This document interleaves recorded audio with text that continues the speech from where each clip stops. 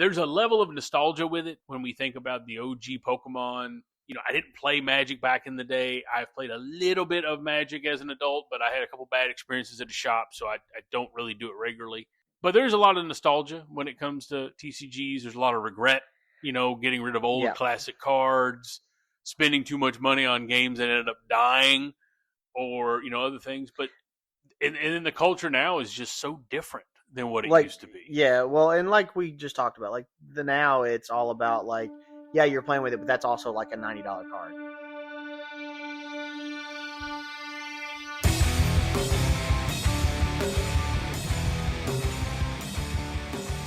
All right, welcome everyone. Episode 14.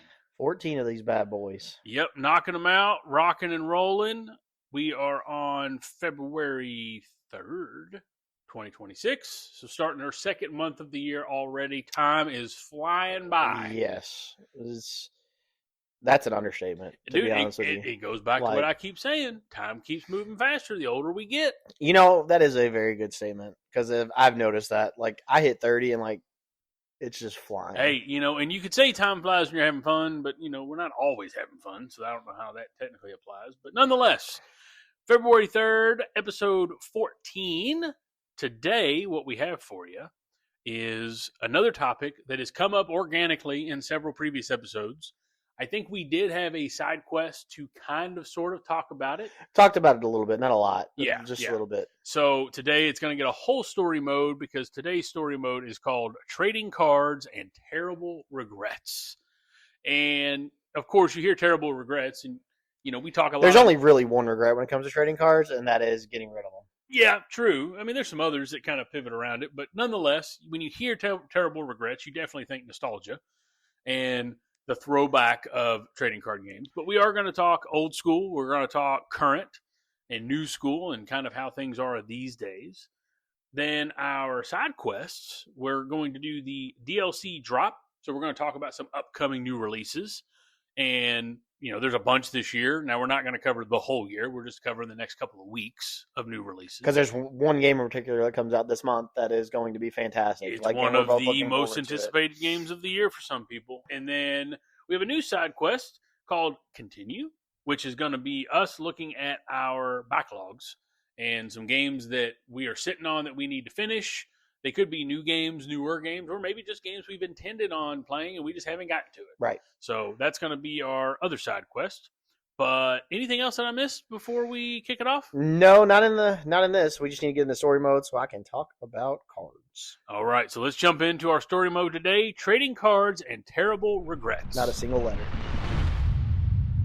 All right, so in general, yes, Terrible Regrets is the nostalgia side. We'll get to our regrets around trading card games. But in talking trading cards in general, so for anyone who's listening who isn't even sure what we're talking about, now I would like to think, based on our audience, that you're probably very much aware of what we're talking about. But when we say trading card games, you may be familiar with Magic the Gathering. Pokemon is the most obvious, but there's been a lot of different trading card games. There is a lot of TCGs. Like it's insane. Lot. And I would say now substantially more, but when you look at the OGs, Pokemon, Magic, I feel like, is the original. Oh yeah. And I probably should have checked dates, on here, which I guess you have your tablet so you can technically Google them, but Magic and Pokemon are kind of like the main two. I would say, I guess the main third would be Yu-Gi-Oh! But, I personally never really did anything with Yu-Gi-Oh! Now, I know you did, but... I did, and actually, believe it or not, that's probably the first... I don't know. That's probably the first TCG that I played, to be honest with you. And aren't the Yu-Gi-Oh! Cards... Collecting was definitely Pokemon. Oh, yeah. Yeah, see, and we had that conversation about Pokemon. Like, when I started the Pokemon TCG, I did not play it at all. Like, I just collected. Like, I didn't actually play. I tried to play one time because Toys R Us did. I remember. You're talking about originally, right? Because you definitely played it with us because we played it at Scott's house. Remember me, you, Scott, and Rob played it. No, I'm talking OG. Magic the Gathering is older than me. Well, I figured it was older than you. I mean, so it was definitely started. Pokemon came out in I think it was late 90s, early 2000s. Yeah, so Magic August of 1993. Wow. Okay. So Magic is older than I thought it was, to be honest. So Magic is definitely the OG, without a doubt. Well, you were born in what, 89? 89. Yeah. So you were only 4. Yeah. So Magic's the OG. Pokemon would have started probably around when the games came out, 96 or 95, something like that, I would guess. I know you're looking it up, but it was 96. 96. So 96 is its Japan release. Yep. It released here in 99. Okay. So the games came out in 96. Then 3 years later, we got the cards. I played one time. They did a tournament at Toys R Us. And they had it where you weren't playing against, actually you were playing against other people, but their whole concept, though, was earning gym badges. So like they still had that. They had the little metal gym badges that you could earn. We'll talk about it when we get down a little bit because you're talking about TCG stories, but that is something that the first shop I really played at, which I still have those. You had the gym battles, and then to compete in the tournaments that they had at the end of a session, you would have all 8 badges. Right. Yes. Yeah.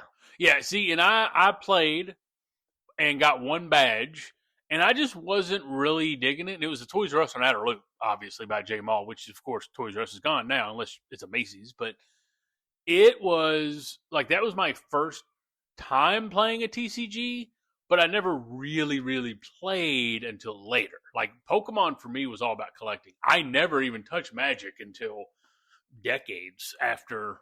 Yu-Gi-Oh was my first, and I wasn't great, but Yu-Gi-Oh was my first. It wasn't Yu-Gi-Oh, like, aren't those cards like different sizes? Like all the TCGs, yeah, they're like, a little smaller. Yeah, because all the other TCGs are like your standard size, but Yu-Gi-Oh is like small. Yeah, unless they've changed it, but like the original ones, I do remember them being smaller. See, that's so weird because I never played Yu-Gi-Oh. I also never watched the show either. But for me, that's crazy. Yeah, see, for me, we watched the show, which made us want to play the game, right? And that would make sense. The whole reason I got into the cards for Pokemon is that I played the games and I watched the anime. Yu-Gi-Oh, I just never got into. But Magic and Pokemon are definitely like the OOGs. But I know when I think of old card games, of course, we've established that Dragon Ball is my jam. Like 100%. So everything Dragon Ball, I was always obsessed with. I don't remember the score one that you have listed on here. Yeah, the Score Dragon Ball game. That was the first Dragon Ball collectible card. It wasn't a TCG. It was a collectible card game. CCG is what they called it.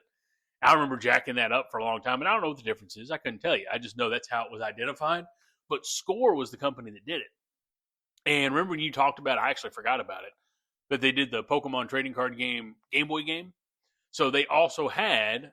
It was on Game Boy Advance. They had a Dragon Ball collectible card game from the Score game. Do you remember ever seeing the little plastic Z Scouters and the little sword that slid in and out at all? Yeah. So the Score TCG, you had the cards that had the power levels down the side, and you use your little Scouter to slide up and down the power levels. And then the sword was your anger level, and you had to get your anger to 5, and then you would level up your like main personality card, because you had the different levels of the personality cards. And that game, I very much remember, again, collecting. So I played a little bit of Pokemon, but mainly collected. Dragon Ball Score primarily collected, but I did a little bit of playing. But the thing about the Score game that was cool is, you know where the Mire is on Preston? Yeah. So right by the interstate. Sonny Strait, who is the voice of Krillin, came to Mire, of all places. They were doing a Dragon Ball event for the Score card game. And he showed up there and was signing cards and stuff. I had a broken leg at the time from when I was playing football. So I was in 7th grade. Had my mom drive me up to Mire. I was on crutches. Hobbled my ass into Mire. Met Sonny Strait. And actually got him to sign a gold foil Krillin personality card. Was this the card you were just talking about a little while ago? Yes. My mom went to, so my mom was married for a long time, and my stepdad's family, so my cousin growing up, also big into fandom and anime and games and all that stuff. I guess I gave all my Dragon Ball cards to him, including that Krillin card. And he told my mom, he's like, hey, let Chase know that I have those cards, including this like gold Krillin card with the signature on it. And they live out by the stomping ground, so I need to go out and see. I'm not going to ask for it back or anything, but I just want to go and see it. But yeah, it was from the Score card game. So I do remember. Now, like I said, I didn't play the Score one. I do remember us playing the Panini one because I remember when I lived at my old house over off of Southside that you all came over. Because remember, I was still alone. I wasn't with anybody, and it was you all came over a couple times because you were living in. You weren't in Paducah yet. No, I definitely wasn't in Paducah yet. But no, the thing with the Panini game. So Panini was literally the Score game, basically just brought back, but Panini did it. Yeah, I started playing that. That's the first. That's not the first time, as far as playing. We'll talk about that when we get to Naruto. But when the Dragon Ball Panini game came out, there was a store on Baxter called Heroes and Villains. We went to it. And there was a group of guys that played the Panini game, and I went in there. I had bought a deck and had been playing with you all. Like, we were playing at your house and at Howie's house. So I went to Heroes and Villains because I was living in Indiana at the time. That's what it was. Yeah, I was in that one. I didn't think you were here. You're in that apartment, right? Yeah, I was in that one-bedroom apartment over there in Jeff. But I was going to Heroes and Villains and playing. Panini is the first card game that, like, I took seriously because ARG was the outfit doing all the tournaments at the time, and they did a big tournament, a regional tournament at the convention center, and I got top 8. And I had only been playing for like 2 months.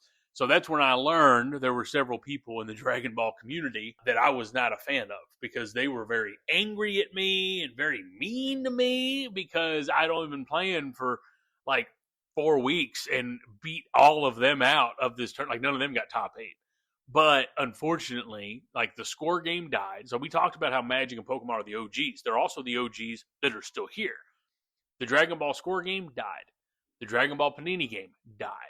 Now, the Panini cards, they don't really have any value. Score does still have some value. One of the OG games that did die, though, that I was really shocked about. Because it was popular. Was the Naruto. It was popular, and it was... I liked that game a lot. Scott was good at that game. Oh, so was Rob. Rob was good at that game. Yeah, well, and they both, I don't know about you, but they went ham on boxes. Like, every time a new set came out. I didn't, but I was also like, I was young because I was only like, I don't even know if I was 18 yet. Yeah, when did that? It would have been actually, I'll tell you exactly when. It was 2012 when we were playing. So I literally graduated high school. Yeah. In 2012. So I didn't have I wasn't in a position. Yeah, because I lived because I lived with Howie in 2012, and that was the thing. He was playing Naruto like crazy, and in 2012, I wasn't dabbling in any card games.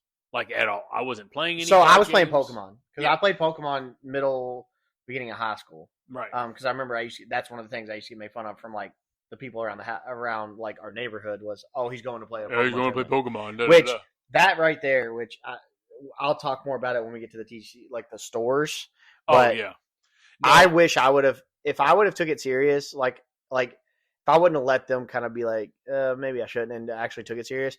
I was really good at the Pokemon card game. Well, and see, that's the thing. I was living at Howie's at the time, and he was always talking about the Naruto card game. But see, I hadn't even watched Naruto yet. Like, whoa. And like, I hadn't even watched the Naruto card game, like, at all.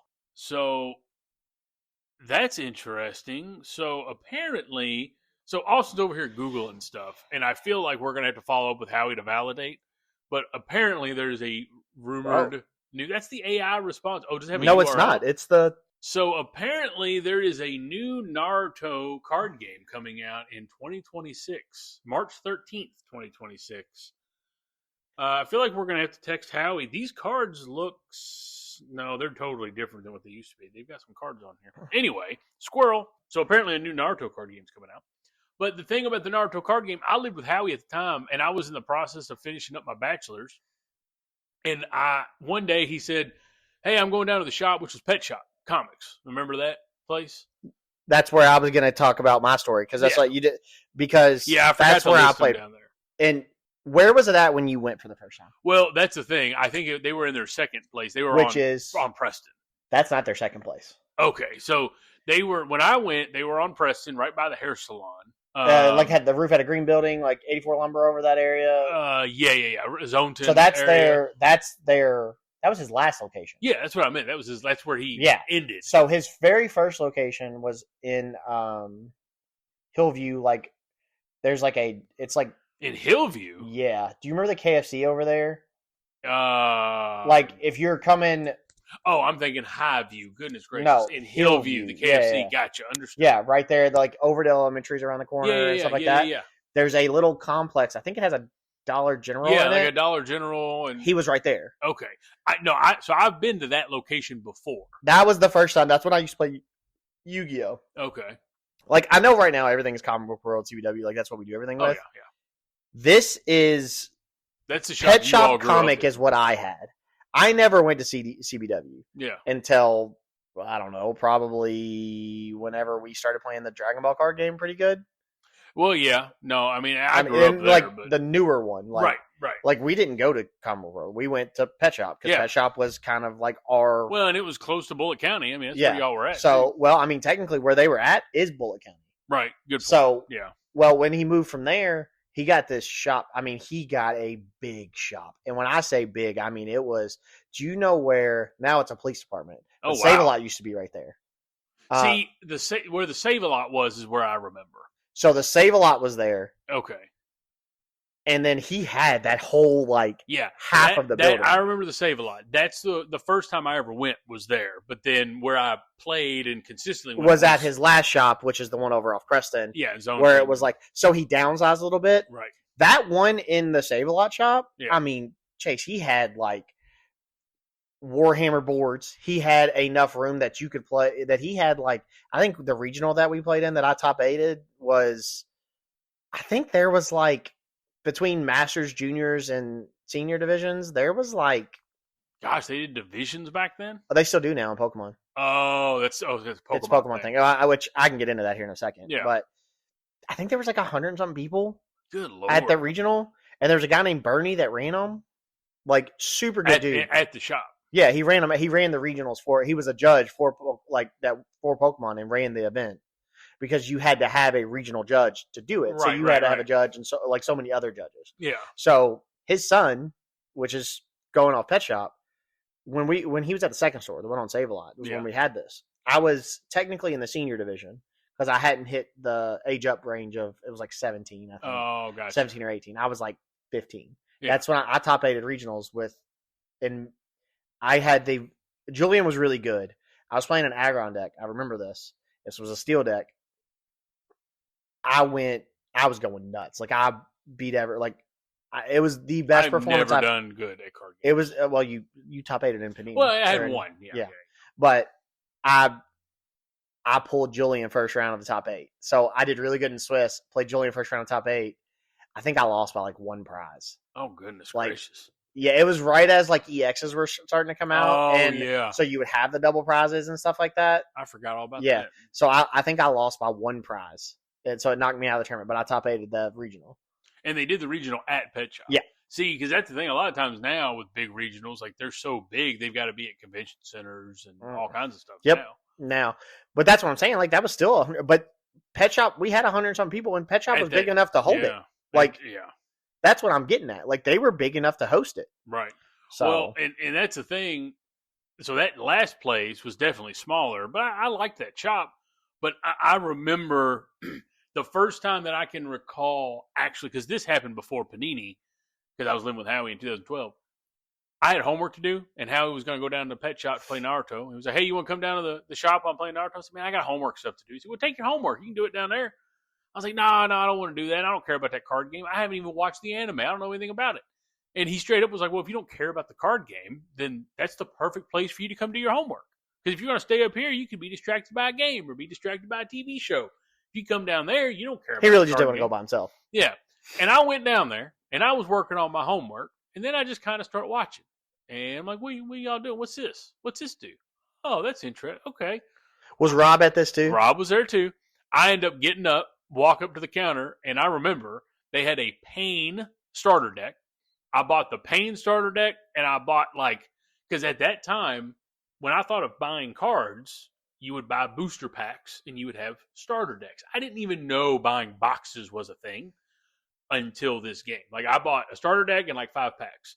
I sat down, Howie looked over, and he said, are you serious? I didn't know about sleeving cards. I didn't know about any of this until the Naruto card game. And I ended up buying, that was the first time I ever bought a box, which is 24 booster packs, was Naruto. And I had never even watched the show. But that was the game that actually got me to like play TCGs. If I remember right, weren't Scott and Rob like buying cases of everyone? That's what I was saying earlier, that when it came to the Naruto game, they would go nuts, like to buy whole cases and stuff like that.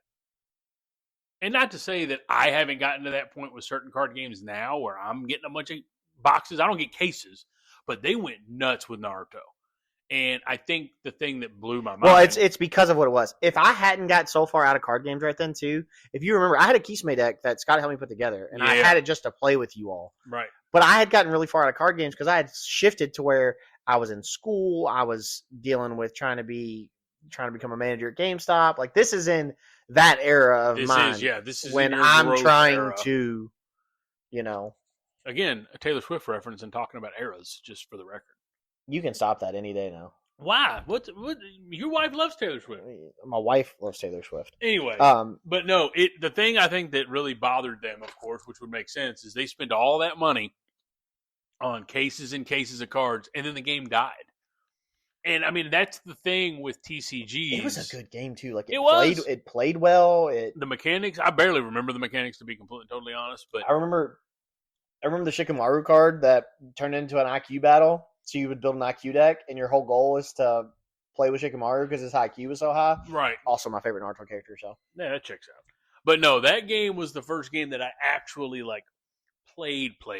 And I mean, I think that's probably when jumping to like OG card game regrets. Like, I didn't invest a whole bunch in Naruto, so I don't consider that a regret of spending all that money and then the card game died.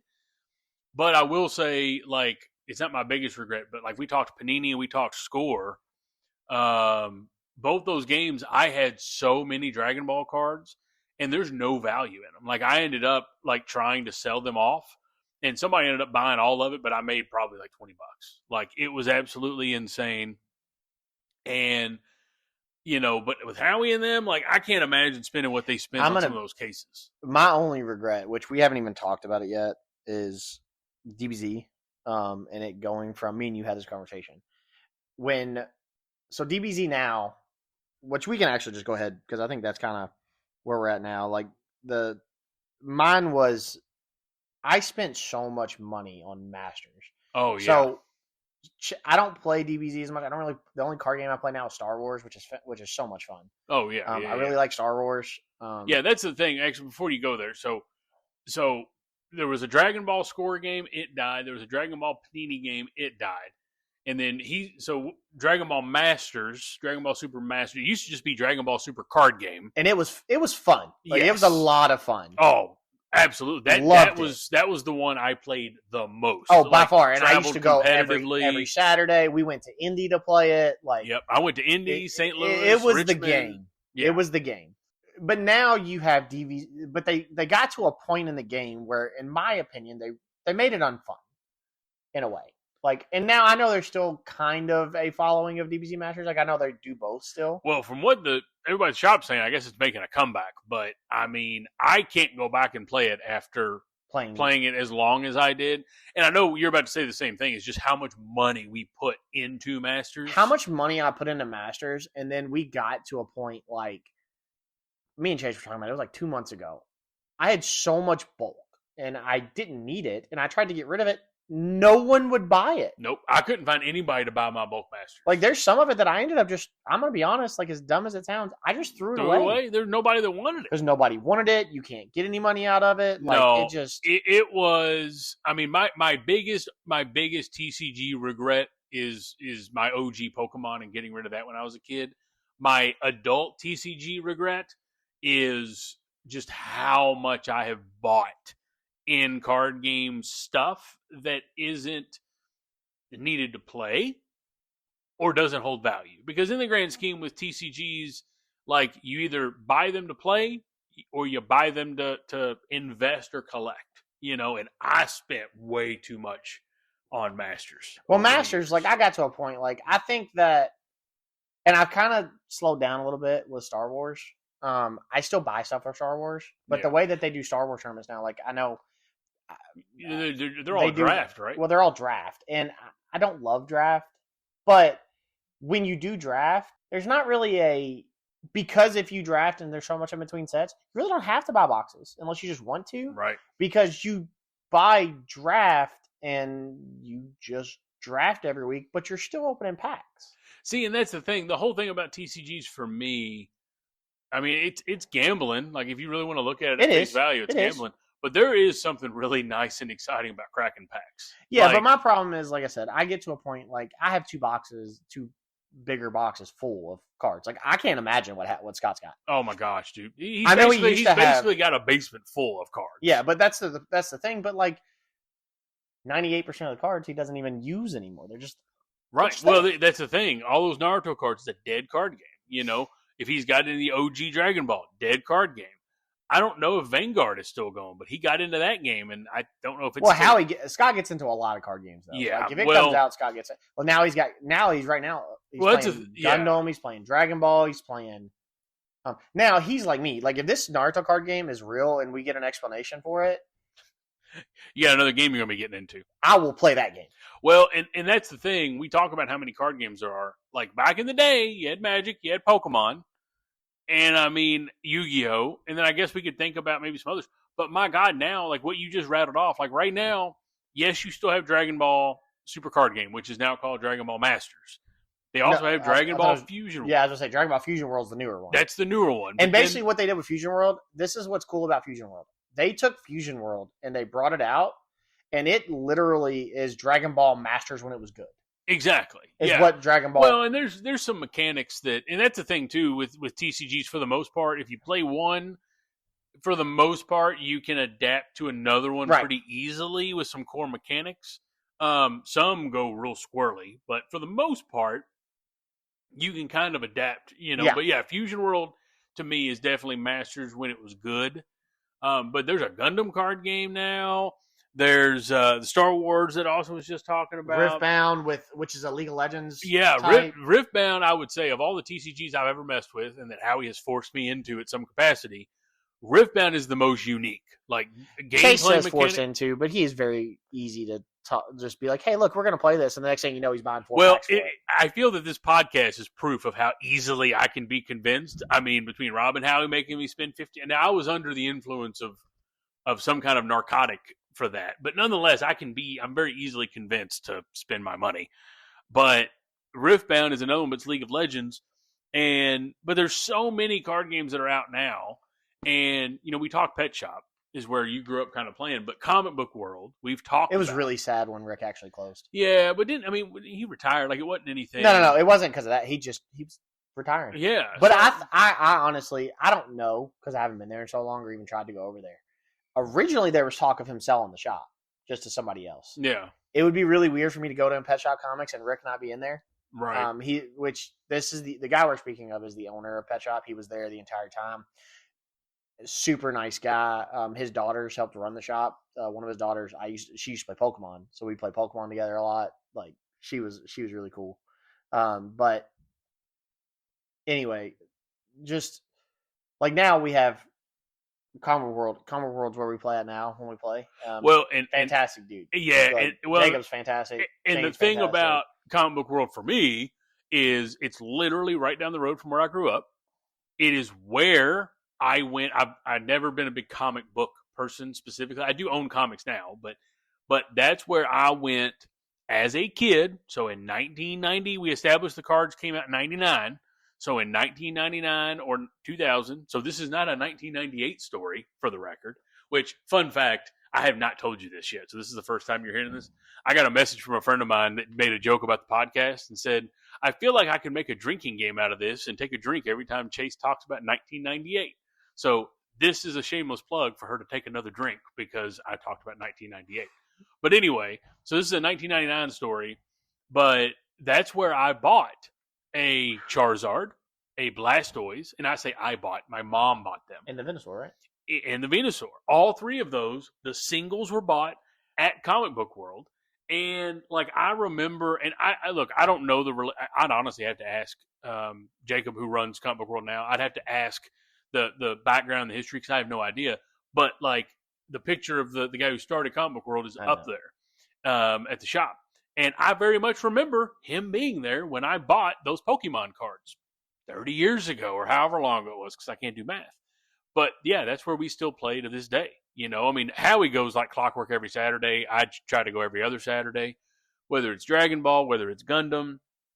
You know, I mean, obviously, way back in the day, we talked about Toys R Us, but these shops, you know, Louisville has the luxury of having a lot of options. You know, whenever I lived out of town, there wasn't an option to play cards anywhere. You know, that's why I got out of card games for so long, because there wasn't anywhere to play. Yeah, I think my biggest one, because it is very community focused. Well, and I will say that one of the things I like about the Star Wars card game is there are cards that are kind of expensive. Yeah. But there's none that are like so outrageous unless you get one of what they call the showcase card, which is what my is Palpatine, that Palpatine you got? Like where it's like it's super like legit. Like that Palpatine's like it's like $100 something card. Oh, there you go. Like actually it might be closer to $200, but I have a $200 card. Could care less because I don't really like. I've never been like that. Like I know Scott for a lot of times he ultra rares his deck or whatever it's called. Oh yeah, he always likes to have a foiled out deck. Yeah, and all that. I just want to play the game. I don't care. Like, no, that's where I've tried to get to, but I do very much still like cracking packs. So I find myself buying boxes or something like that just to scratch the itch of cracking packs. But these days I do try to focus just on what I want to play. But you know, when you were talking about a card being, you know, $100 card, $200 card, you know, that's the thing that how TCGs I feel have made their way into standard society and not like fandom or niche society is from that perspective with Pokemon, like scalpers. Like you hear about scalpers all the time. Me and you've had this conversation. Like I want to get back into Pokemon, so I was looking at some of the decks and kind of looking at it. First look, I look at it and it's like one of the top decks. Like it was like $400 or $500, and I was like, man, that's crazy. And then I started looking at it, and it's all the like full arts and stuff like that. If you just want the non-full out base cards, you can make the deck for like $50 or $60. Yeah, to play the game is not that bad. But the mainstream aspect of card collecting, you know, GameStop now is doing their grading and all of that stuff. You know, there are people who I would have never dreamed in a million years knew anything about grading, but now they're like all about opening Pokemon cards. And I will tell you, think about all the live streams of people doing that. Now it is such a big thing about whether you are collecting or playing. Because if you are playing... Or scalping. Which is, I put that in the collectors part of it. Unethical collectors. So, but if you are collecting, then you are literally buying that just for the full arts. Whereas if you are playing, you don't care. You just want to play. You just want to play the game. Yeah. So, and that's the thing. Like I told my story about like the other thing about Magic the Gathering we didn't mention, but Magic the Gathering has started doing a lot of collaborations.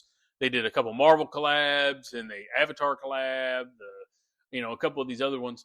But Final Fantasy, they're getting ready to do Ninja Turtles, I think. But I told the story of where they did a Spider-Man collab, and I pulled a card that was worth like $1,800 or something crazy. And people who are not familiar with card games, like I remember telling my mom that. She's like, "What in the world?" And luckily, I was able to move that card for, I got some product and money you're talking for about the Soul Stone. But that's the thing. Well, I wasn't even talking about that. Do you remember back when you pulled the, what was the TOP card? Victory Strike. And you pulled it like... I pulled two of them. Yeah, I pulled two Victory Strikes. Talk about a modern regret, though. Because that card went way insane. During COVID, the Tournament of Power, Victory Strike, Ultra Instinct Goku was going for like thousands upon thousands upon thousands of dollars. What was the text on it? You win the game? Or something basically, like it was basically a guarantee win con. But I had not only that though, they also had these cards that had signatures. They were signature rares. Yeah, I remember the hit card you messed with me about? Yep, we pulled a hit and you were super salty about it. So hit is the one signature card that I really wanted. We were all at Howie's. Simply because I just really liked hit. Like hit was fantastic. Voiced by the GOAT.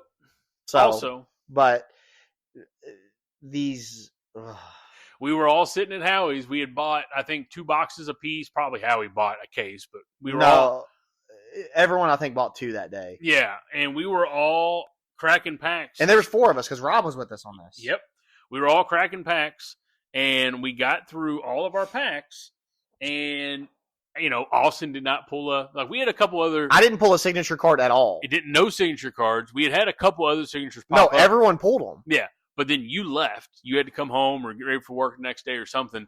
And literally 5 minutes after you walk out the door, Howie pulled a signature hit card.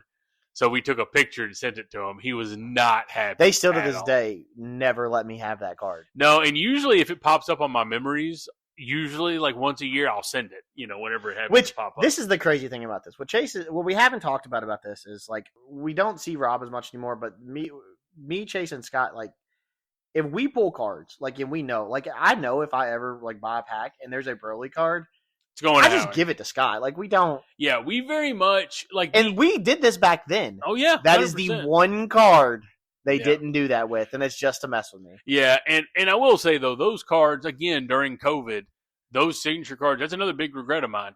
I had a play set of every signature card, and I moved them at a card tournament just to get more packs to crack.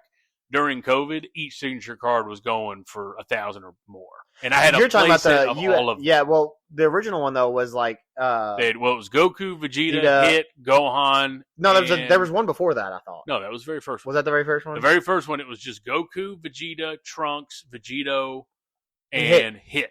That was it. The new one brought out Frieza and a few others. But I had a play set of the original ones. I have pulled cards that are expensive. I pulled the Cell SCR that was the green yellow Cell SCR that was like a $500 card. I still have that. It was nuts. And I mean, that's the thing. Some people are about value, and I would say the value is definitely what is kind of taken over the modern TCG. However, I have no shame in saying if I pull cards of value, I will move them. If it's not something I'm going to play, if it's not something Howie's going to play. On the same wavelength on that a lot. Like now, if I have a card that's worth, there are a few people at the shop that I'll be like, oh no, I'm just gonna like Matt. I don't give Matt a hard time when it comes to it. He's another Broly one, yeah. Yeah, but I'll Scott, I always give it to Scott. But if Scott has it or doesn't need it or something, I'm like, Matt, you need this. He'll usually give me something just to say. He's helped me out so much when it comes to like when I played Digimon, he helped me out. Like he did it a couple times. Well, there was that whole thing where there was a tournament. And with these tournaments, you get promo packs and stuff like that. And there was a promo pack, and I opened up some stamped Broly card or whatever. And at the time, Howie was not sweating Broly. Like, he was not wanting to play a Broly deck. But Matt is a big Broly fan. And so I walked over to Matt and I said, hey, man, I pulled this Broly card. And he was all excited about it, Well, there was a couple guys there that were I didn't know these guys. I was living out of town at the time, so me showing up was just kind of a one-off. And these guys were flabbergasted that I just gave Matt this card. They're like, dude, it's like a $50, $60 card. I'm like, yeah, I don't care. I was like, he wants and needs the card, and like it's no big deal. And everyone was like, people were very surprised about that. Like, me and Chase are kind of on the same page with that, where it's like, when it's that was the message that I was waiting on from earlier. So yeah, no, it very much So Howie's giving us the 411 on whatever this new Naruto card game is. So that's exactly what we're going to be diving into after the podcast. But sure. Anyway, I don't do the card stuff for the value of it and like to try to be like, oh, I can sell this card for a long time. I don't do that. I could care less. I want to play the game. I don't care. Yeah. Like this Naruto game, if this is true, I'm probably going to go pretty deep in it. Yeah. Well, I have always said since I've been back, like I was only really going to focus on one card game, and I'm really focusing on Dragon Ball, but I've jumped into Gundam a little bit, but that's kind of fallen off because Riftbound. But honestly, Dragon Ball is kind of my focus, which also makes sense since Dragon Ball is my jam. Yeah, I will be buying this for sure. But I do like the idea, like from a playing perspective, like I have a Star Wars deck to play Star Wars if we want to play Star Wars. I have a Riftbound deck. I have a Gundam deck, So, and that's the thing with TCGs, there's a level of nostalgia with it when we think about the OG Pokemon. I didn't play Magic back in the day. I've played a little bit of Magic as an adult, but I had a couple bad experiences at the shop, so I don't really do it regularly. But there's a lot of nostalgia when it comes to TCGs. There's a lot of regret, getting rid of old classic cards, spending too much money on games that ended up dying or, other things. But and then the culture now is just so different than what it used to be. Yeah, well, and like we just talked about, like now it's all about like, yeah, you're playing with it, but that's also like a $90 card. Or yeah, you're playing with it. Oh, that's a $100 card. Yeah, and I always hated hearing that. Like I've had a couple times people look at my binder and they're like, "Hey, what do you want for this card?" And I'm like, I mean, what do you want to give me? I don't care. I was really big. And then they really tried there to for a long the time. value. I wouldn't do it. I remember there were multiple times someone would come over, like when we were at tournaments, and I'd be like, hold on, and I'd walk over and I'd be like, Matt, they're saying this is this. He'll be like, or I did it with I used to do it with Jacob. I was like, Jacob, bro, is this actually worth this? And he would be like, I mean, yeah. And I was like, oh. And I was like, yeah. I don't care. The culture is much different now, I think, than it used to be, like without a doubt. And like I said, now there's such a whole different niche of people. Like when it comes to cards, you want to go to a card shop to play and to buy and all that. Because if you go to a Walmart, you go to a Target or whatever, all you're going to see is a scalper. Trying to buy loads and loads of Pokemon, either to... Well, they even have events simply for cards that are graded, or they have like these big card events. Because I didn't even dive into the whole grading thing, but that's a whole other mechanism for value. Yeah. So, but overall, like TCGs, like I love TCGs. I've talked and talked. If it is a lot harder nowadays, and I commend Scott for doing it, because Scott, that is the one thing that Scott will always make sure to do. Oh yeah, I've let it slide, but I really genuinely enjoy TCGs. But the other problem is, like, TCGs is one of those. It's like you can be good at the game or be good at the TCG, but then like you kind of fall off a little bit, and then you're not up to the new mechanics, and then I'm glad you said that. That is exactly why the card games I have played that are still going, I don't play anymore, like Masters. I played it when it first started. I traveled to Richmond. I traveled to St. Louis, traveled to Indy. Now, I did not win any of these. Like I said, I didn't do very well. I don't think any of us did good in Indy, right? No, but now I had some friends that did. When I went to St. Louis, my buddy Dave got 8th, and then Jarrett got 2nd out of like 400 people. But I never did very good. But that's exactly it, though. You play these games, and you play them consistently, then you stop. These card games have sets coming out now, 2-3 times a year with new mechanics and everything else. Now all of a sudden you're so far behind, it's not worth playing anymore. Yeah, that's my thing. Like I had when we had Mav, like I was playing something, or I was trying to get into something. I started working a lot on like Saturdays, and that's when they played. It just ruined everything. Like, because I got behind, there was cards that were doing stuff. That's whenever they put the floodgates in, to where you could only attack once a turn. Like, which was the dumbest move they ever did. Well, and that's the thing too with TCGs. The mechanics, again, for the most part, will transition pretty well sometimes between games. But when these developers don't listen to their player base, and then you have mechanics that kind of ruin the game. I'm not super competitive, which is why I think I've always kind of had fun playing. See, I am. Even when I suck. Yeah. Some of you all are really, really competitive where I'm not. But ultimately, I will say, though, if I have to think about TCGs and what I enjoy most about them consistently from back in the day to now, I do very much like having a pretty binder full of cards. But if you can ask Chase. I may be competitive, but I promise you, like, I am always going to have, like, I never get, like, into it with anybody or anything like that. No, that is a different, whole different I am very competitive, as in I want to win.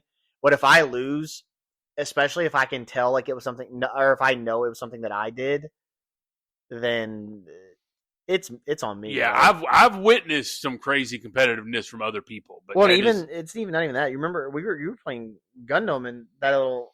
Oh yeah, that kind of surprised me. I had somebody I haven't played a whole lot of Gundam, and basically there was a guy behind me who basically said, "Oh, you should do this."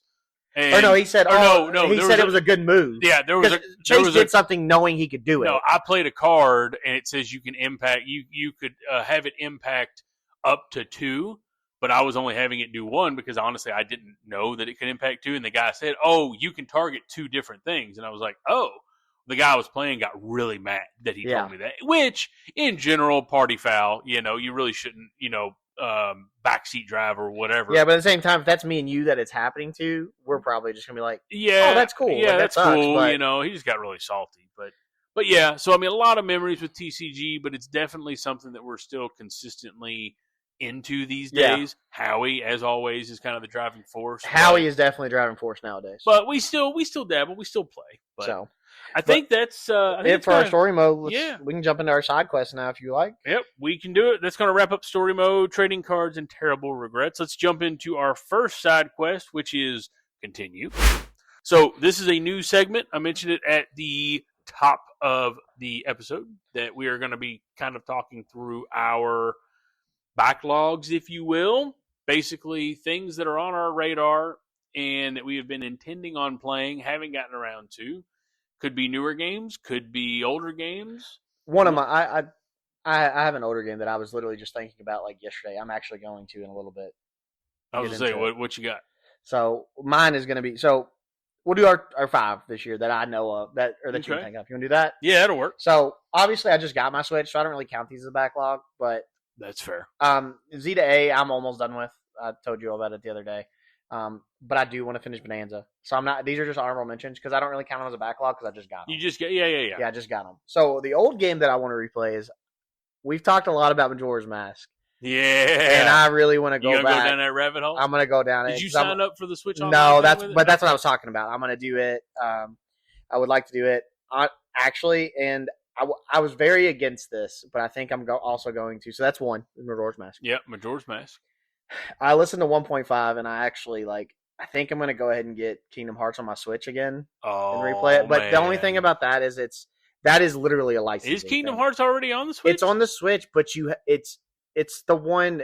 It's been on the Switch for a while. Yeah, but it's the one that you have to be connected to an online source. Oh, the cloud thing. Yeah, Tim just did a video about that. Okay, so yeah, so I would hold off because there's a lot of rumors circulating that they're about to release actual versions. Yeah, so maybe I'll hold off on that, but I want to replay those, which I have them. I have them on my PS5, so because you can play the PS4 version. Remember we talked about that, right? So those are 2. Definitely want to. I need to go back and beat. I still haven't ever played Spider-Man 2. Bro. Yeah. Oh my gosh. Chase, you know how much I work, dude. I know, but man, I didn't realize you hadn't beaten that yet. No, I platinum the first Spider-Man. Yeah, that's why I figured you'll platinum the second one. Yeah, I'll go through that. Let me see.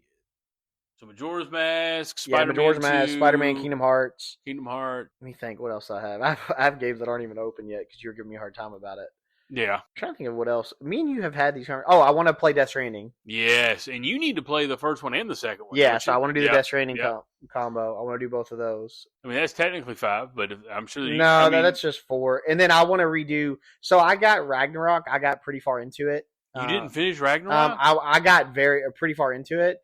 But it's been so long since I've played it. I'm gonna have to restart start over. So I'm gonna do those, and I'm actually gonna do something this year. I was thinking about this the other day. So and it makes sorry, jumping into Ragnarok's a good call because of with the casting news and the show coming and all that. Well, and I want to do something this year where I try to do I'm obviously working a lot. Try to finish about maybe one game a month or so. Yeah, just to say hey, look, and you're really just now starting to stretch your single player legs. Yeah, fully. So I'm gonna play Z to A. I'm finishing Z to A. That's what I'm finishing this month, and then I'll probably get the DLC and finish it out through the rest of this month. Yeah. So I guess I'll technically do 2 this month because I didn't finish one in January.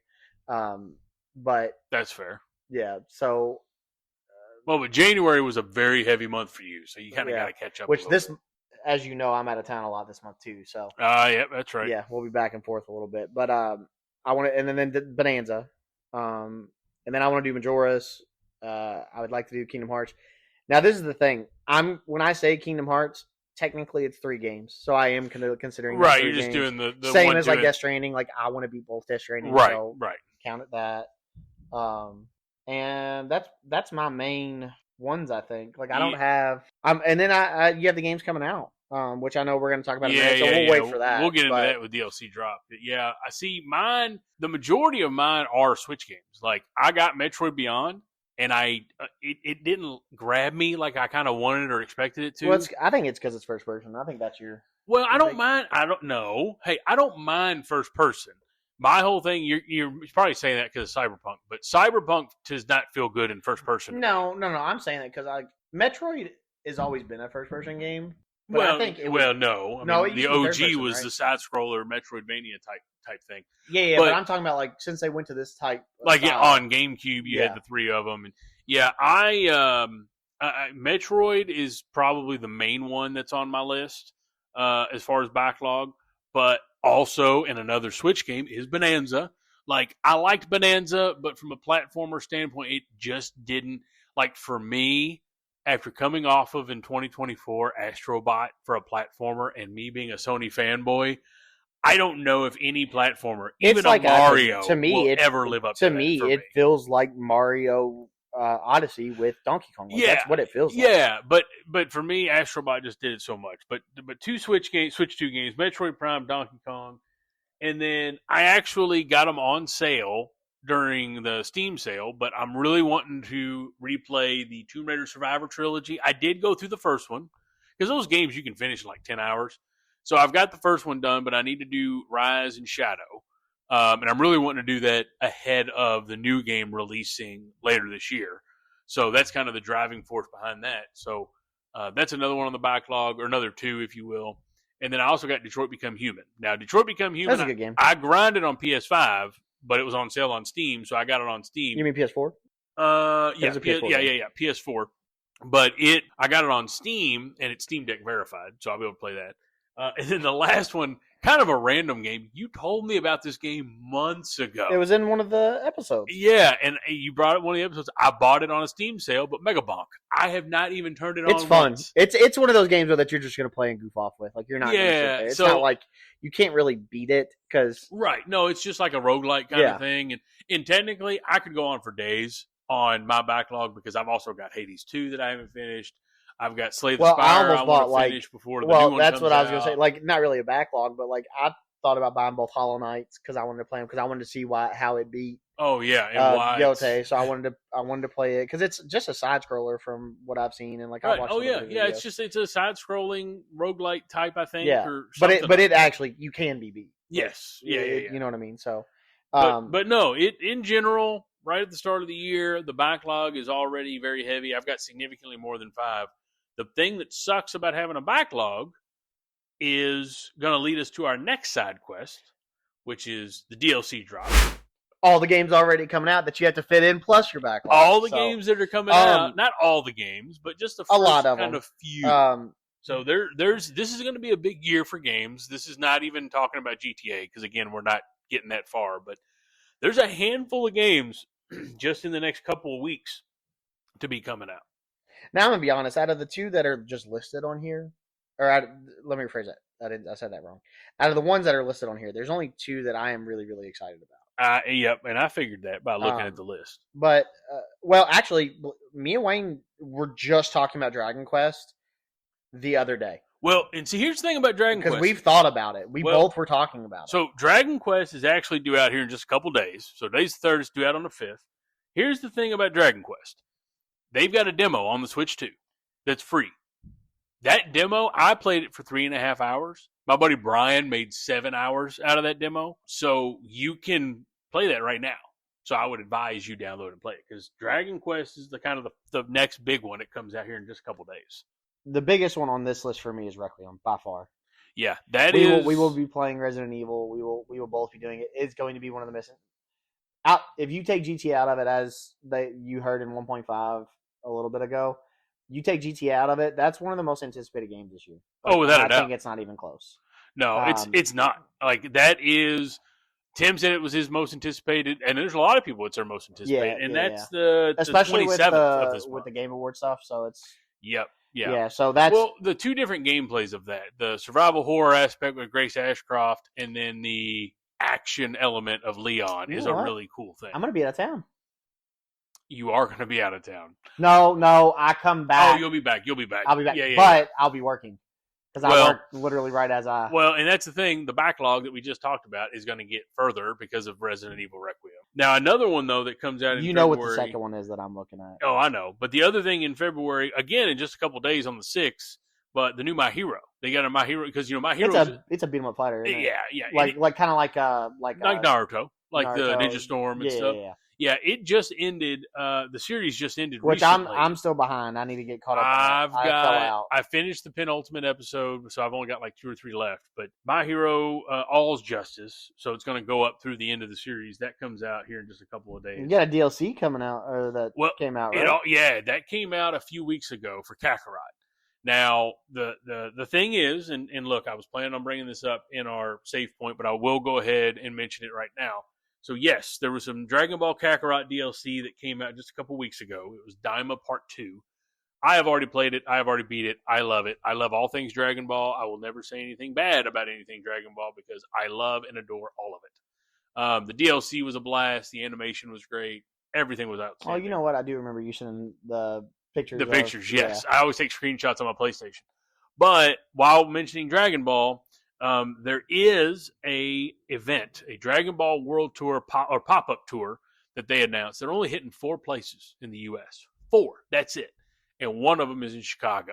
And it's going to be this weekend, the 6th through the 8th. So actually, Howie and I are going to be going up to Chicago for that event, which means the midnight release is going to have some video content, whether it's on TikTok or YouTube, I don't know. It'll be on something. Yeah, and we will have a whole segment during next week's episode. One of the side quests will be covering from that.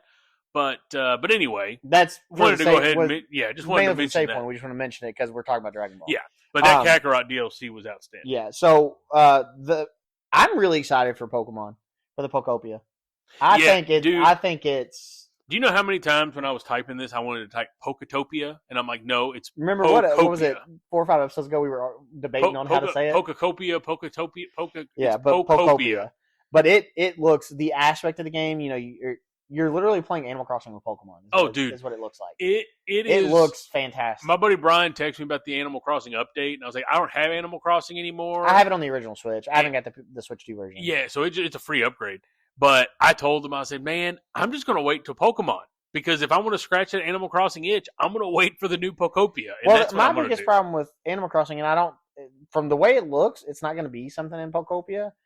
Animal Crossing was always, it was very much, you could only do so much. Oh, yeah, the real-time thing. Yeah. No, that's the thing. I think that Pokopia is going to have the same element.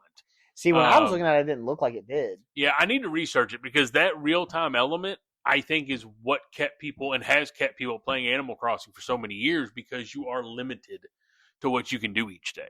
I would think. So, but, and then, kind of to wrap out the quarter, not even that, it kind of goes beyond the first quarter, but I do want to mention it. But Saros, the reason I felt the need to bring up Saros, so Saros is that PS5 exclusive roguelite made by the same folks that did Returnal. Comes out on April 30th. I do remember seeing something about that. I remember watching this at the Game Awards. Yep. The main reason I wanted to bring up Saros is the actor who's playing the main character is Rahul. Yeah. Yep. He's the guy who I lended a cigarette to at the Metal Gear Solid concert in Los Angeles. So I always liked. What you did? What now? I've told you this. It came up. He was at the Metal Gear Solid concert in L.A. when I went. I stepped outside during intermission to smoke, and he walked up and said, "Hey man, do you have a light?" I didn't give him a cigarette. I gave him a light. And he's British, I think. I could be mistaken, but I turned around and said, "Yeah, man, I got a light." And I looked at him and I said, "Hey, I love you in iZombie," because at the time that was what he was on, was iZombie. And he said, "Oh, thanks, man." And then we talked about Metal Gear for 10 minutes during intermission. So, but he's the star of the Saros game. That's cool. I lent him a cigarette. So, I think that closes it up, right, for our side quests? That'll do it. We'll wrap up the side quest and now go ahead and jump into our save point. All right. So, trading card games today. We said we were going to have a whole episode about it, and we did. And we probably could have kept going if we wanted to on different things that we did. Oh, without a doubt. Especially if we wanted to dig into games coming out, sets coming out, things like that. Oh my gosh. It's so funny, because I didn't think about that. I brought up the Dragon Ball event that we're going to this week. Ironically enough, one of the biggest things about this event is TCG related. We're going to see all these exhibitioners and all that. But apparently there's a bunch of stuff with the card game that's going to be that's dropping. Yeah. Yeah, so energy markers and stuff like that. I mean, we could – and if Howie was on here, dear Lord, you'd be begging us to stop talking. But, we were able to go through the memories and talk about the new ones and all of that. So it was a good time today. Yeah. So what's our next one, Chase?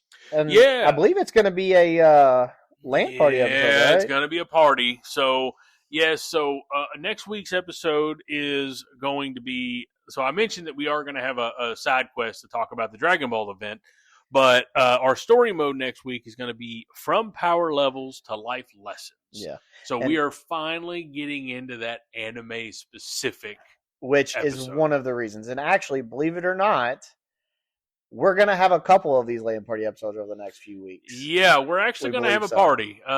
We've got 3 episodes back-to-back that's going to be kind of a quad 4-way episode, if you will. So if you were familiar with our episode 5, which was LAN Parties and Doritos Dust, we had Austin Brother Wayne and Howie. Yeah. They're going to be joining us for the next 3.